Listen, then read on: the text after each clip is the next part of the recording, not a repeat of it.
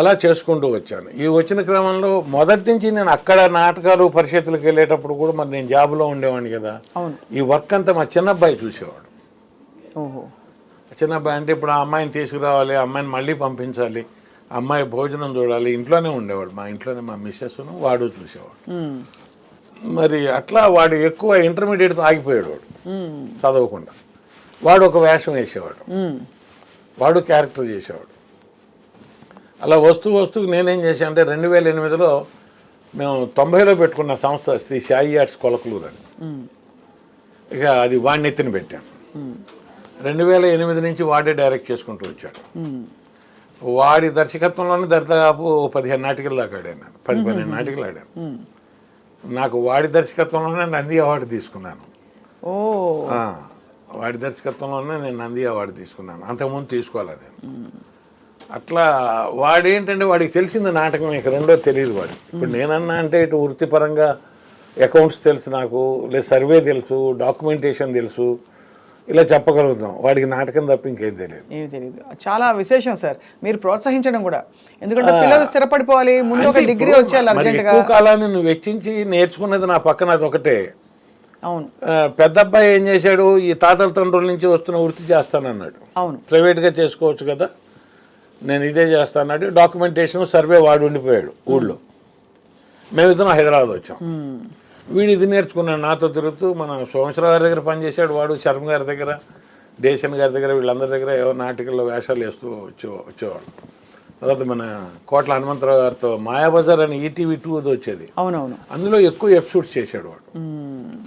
అట్లా ఇక అదే వాడి వృత్తి అయింది. ఆ వచ్చే క్రమంలో వాడి నాటికలు ఎక్కువగా వర్క్ చేశాను నేను. వాడికి దరిదాపుగా 13 నందులు వచ్చినాయి అనుకుంటా. 13 ఉన్నాయి నందులు, నాకు ఒక్కటే ఉంది. తండ్రి అయితే మురిసిపోతుంటారు మీ అబ్బాయిని చూసి మీరు. మురిసిపోయేది ఏమన్నా బ్రతుకు తెరువు ఉంటే చాలండి. అంటే నేను అదే ఇందాక నుంచి నేను ఏది తెలుసుకునే ప్రయత్నం చేస్తాను అంటే బ్రతుకు తెరువే అందరి మధ్యతరగతి కుటుంబాల్లో అంతే. దాని మీదే బతికాడు వాడు వాస్తవంగా. ఇప్పుడు ఒక నాటికి తీసేవాడు 70 ప్రదర్శనలు ఆడేవాళ్ళం ఇద్దరం కలిసి. ప్రదర్శనకి 1000-1500, 2000, 1000-1500, 2000 మిగిలేవి. అదే వాడి సంసారం. నన్ను ఎప్పుడు వాడు పాపం డబ్బులు అడగలేదు. దాంతోనే వాడేమన్నా అంటే ఇక్కడ ఉంటే నాకు ఖర్చు ఎక్కువ పెరుగుతుందని చెప్పి ఊళ్ళోనే సెటిల్ అయ్యాం అందరం. అక్కడే ఇల్లు కట్టుకున్నాం, అక్కడే ఉండేవారా. ఇప్పటికీ వచ్చిపోతాడు. ఇప్పుడు సంక్రాంతికి వస్తున్న సినిమా చూసే ఉంటారు మీరు. అందులో చేసే చాలా హిట్ అయిన సినిమా. అవును, అందులో ప్రెసిడెంట్ గా చేశాడు. అట్లా కానీ సినిమా ఇండస్ట్రీ మిమ్మల్ని గుర్తించడమో, గుర్తుపట్టడమో, లేకపోతే మిమ్మల్ని వెంటనే తీసుకురావడంలో ఆలస్యం ఎందుకు జరిగింది? అంటే మనం కూడా అప్రోచ్ అవ్వాలి కదా, మనం అవ్వలేదు కదా. ఇప్పుడు వాళ్ళు చూసినప్పుడు మనల్ని పిలిచారు, వాళ్ళకి నచ్చి. ముందు నుంచి మనం అప్రోచ్ అయి ఉంటే మరి పిలిచేవాళ్ళే మనకి తెలియదు. మనం అప్రోచ్ అవ్వలేదు. మన పని మనం చేసుకుంటూ మన నాటకాలు మనం ఆడుకుంటూ ఉన్నాం. ఇప్పుడు మా చిన్నబ్బాయికి కూడా పాపం అనిల్ రావిపూడి గారు 2 సినిమాల్లోనూ వేషాలు ఇచ్చి మంచి వాడు పికప్ అవడానికి ఒక మంచి ఊతం ఇచ్చారు ఆయన బ్రతుకు తెరువుకి. లేకపోతే ఎక్కడొచ్చేది? కరెక్ట్, అంతే కదా. F3లో చేశాడు. అవును. మళ్ళీ ఇప్పుడు సంక్రాంతికి వస్తున్నాలో చేశాడు. 2 వేషాలు కూడా ప్రేక్షకులు బాగా ఎంజాయ్ చేస్తారు. కరెక్ట్, అవును అవును అవును. ఇది మీరు సార్ ఇంద్రగంటి మోహన్ కృష్ణ గారు మిమ్మల్ని ఫస్ట్ అంటే నేను ఈ 2021కి ముందు ఒక 15 సినిమాలు చేశాను. ఇక్కడ ఉంటున్నాను కదా, ఇక్కడ నాటకాలు చేసేటప్పుడు అనే ఒక వేషం ఉంది నువ్వు చేయాలి అంటే. ఇంద్రగంటి మోహన్ కృష్ణ గారు ఏంటంటే మొట్టమొదటి ఫిల్మ్లో నాకు అవకాశం ఇచ్చారు. మన తనికెళ్ళ భరణ్ గారును మోహన్ కృష్ణ గారు పిలిచి కూర్చోబెట్టి ఇందులో చేయాలి రావణ అంటే చేద్దాం సార్ అన్న అని చేశాము. గ్రహణం తర్వాత మోహన్ కృష్ణ గారు ఆయన ప్రతి సినిమాలోనూ వేషం ఇస్తూ వచ్చారు నాకు. గోల్కొండ హై స్కూలు, తర్వాత అష్టాచమ్మ, తర్వాత మాయాబజారు.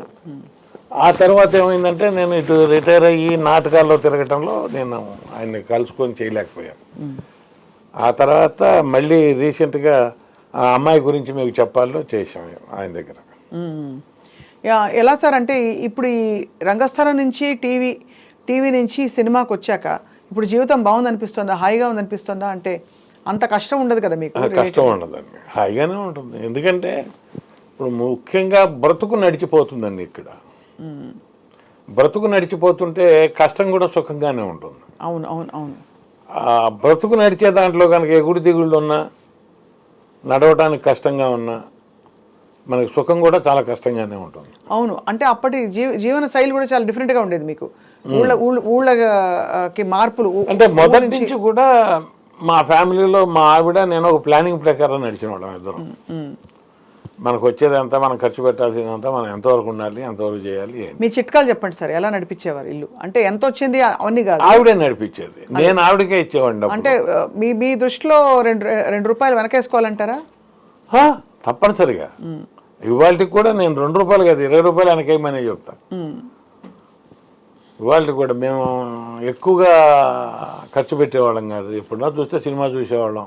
గతంలో కూడా నాటకం మీద కూడా 300 రూపాయలు వస్తే 3 రూపాయలు నేను బాబా గారికి పంపుకునేవాడిని. అప్పుడు till today you do that. Percentage ఆయన పంపుకుంటూనే ఉంటాను. పుట్టపర్త సార్, లేకపోతే షిరిడి బాబా గారు? షిరిడి బాబా గారు. షిరిడి బాబా గారి భక్తులు మీరని తెలుసు బాగా, ఎంత చాలా చాలా భక్తులని. అది భక్తులు తెలిసినా తెలియకపోయినా మన ధర్మంగా, అంటే ఆయన వల్ల మనకు వచ్చింది భిక్ష అనుకొని నేను ఏదో ఒకటి జరుగుండాలి కదా సార్ మీకు అంత.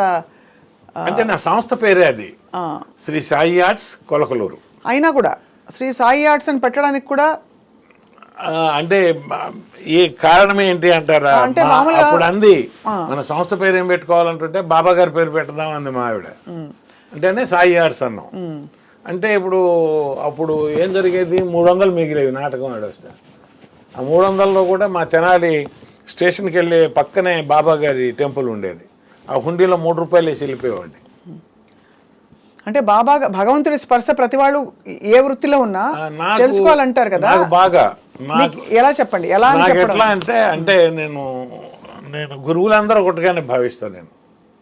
నేను అయ్యప్ప గారి భక్తుడిని. అవును, అయ్యప్ప మాల కూడా చాలా 84 నుంచి 39 సంవత్సరాలు. మొన్న ఫిబ్రవరిలో కూడా వెళ్ళొచ్చాను.